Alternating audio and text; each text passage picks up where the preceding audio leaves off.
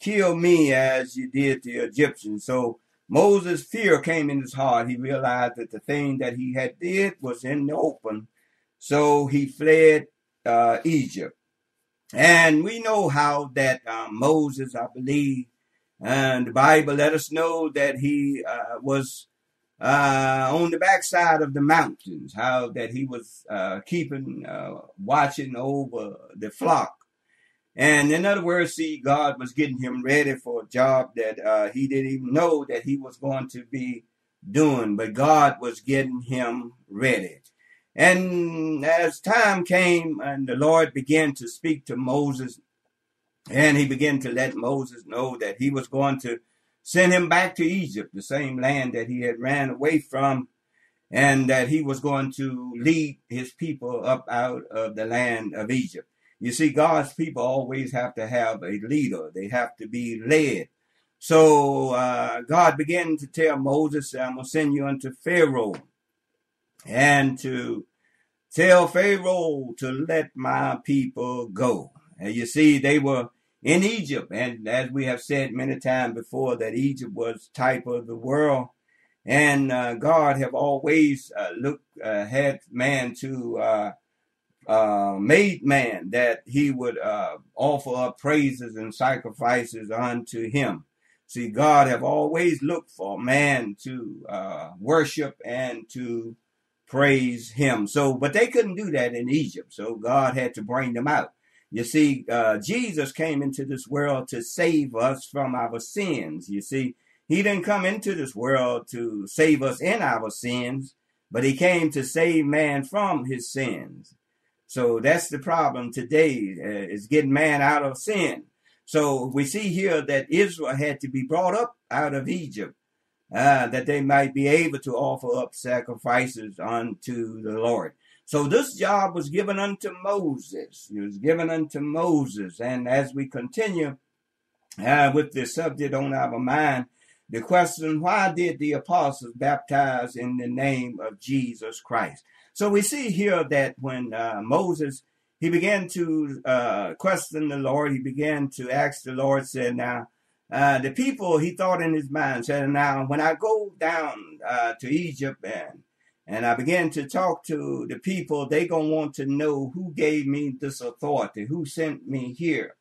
And God began to tell Moses, he revealed the name at this time. He said, just tell them I am have sent me. In other words, God was saying to Moses that I am the Lord God. I am the only one.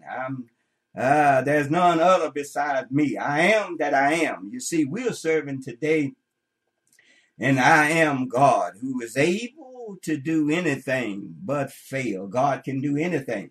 Whatever problem that you have in your life today, the I am God is standing by, and he is able. He's able. He's well equipped to do anything for you and I, and he wants to save us from our sins. So we see here, this was the name that God given unto Moses at this time, because you see, it wasn't time yet for his true identity to be made known. So we see here that the Lord just said, just tell them, if they ask you the name, they want to know my name, just tell them I am.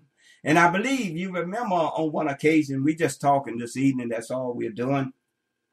And you remember on one occasion when Jesus said to some that before, he said, before Abraham, I am. You see, he was from the beginning, as we see in God's word. So as we look in here at our subject today, why did the apostles baptize in the name of Jesus Christ?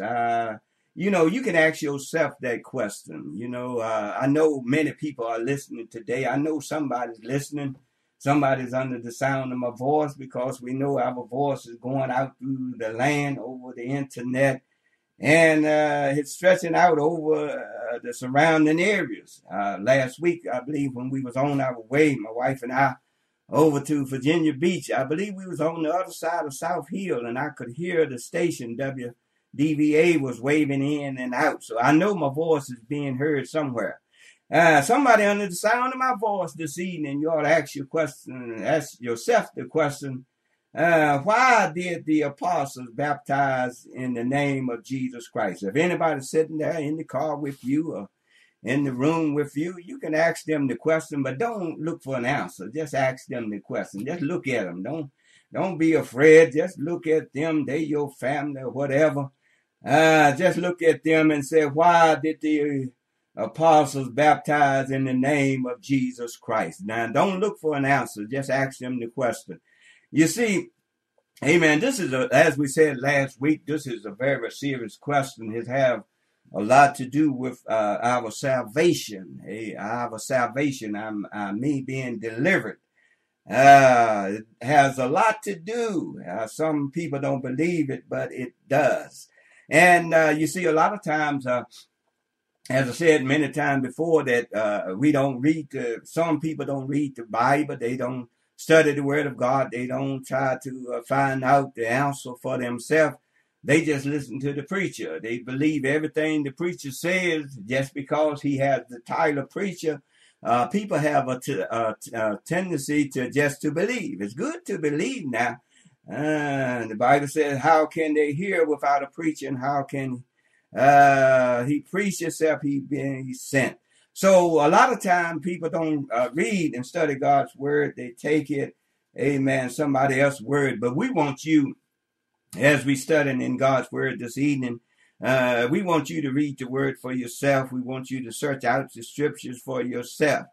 Because Jesus said on one occasion, for in them you think you have eternal life. So my soul depends on the word of the Lord. My soul depends, amen, upon my actions and what I do now.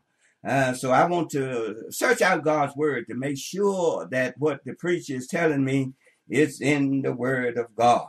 For this is all that we have. This is what we have to go by. And then when we go back and look here, as I said last week, we had this article here that Reverend A.F. Vanell had wrote back in 1956, I believe. That was a couple of years before I was baptized myself. And I thought about it. I didn't bring it in last week, but I thought about it how when I was baptized in the name of the Lord Jesus Christ, I was at a young age. I believe I was around about 12 years old. That's all, I think 11 or 12 years old. And I didn't even know why I was getting baptized. See, all I knew is what I had heard, what I had heard them preaching, back in the days, back in the early 50s, late 50s, so on at that time for me, at my age. You see, the preachers, they preached different back there in those days. We just talking this evening. That's all we doing. They preached a little different back there then than what they do now. Now, way we do, is always tell your neighbor this and give your neighbor a high five and all of this. But back there in those days, they preached Jesus. They preached the death, burial, and resurrection of our Lord and Savior Jesus Christ, and they preached hell or heaven. They let us know that it was hell or heaven. Either we get saved or we're going to end up in hell. This is how they preached back there in those days. And you see what they preached and what they said, I believed. It was a little fear in my heart. So I received the baptism in the name of the Lord Jesus Christ because of fear. I didn't want to go to hell because that's what I was hearing being preached. And like I said, I didn't want to go to a place that would burn with fire. I had gotten my hand burnt several times, and I knew that fire didn't feel so good. So I received the baptism not knowing all about it. I didn't even know where it was found in the Bible. I couldn't even tell you. But I had heard it preached. I had heard the preachers. This is what they were preaching back in those days. So I had received the baptism and didn't understand it then. But like I said, I did it out of fear. I believe the Bible says even some are saved out of fear, whatever reason, as long as you do what does say the Lord. And this article, as I was saying, this man wrote, and he was saying here, and we're going to Matthew. I believe he brought in, we want to look at Matthew, and also Acts of the Apostles. And when we look at, I want to make sure I take my time on this. I don't want to speed up or anything. But when we look at Matthew, the 28th chapter and verse 19, and when we look at Acts of the Apostles, the 2nd chapter and verse 38, some people have said that here the Bible contradicts itself. They look at this as a contradiction.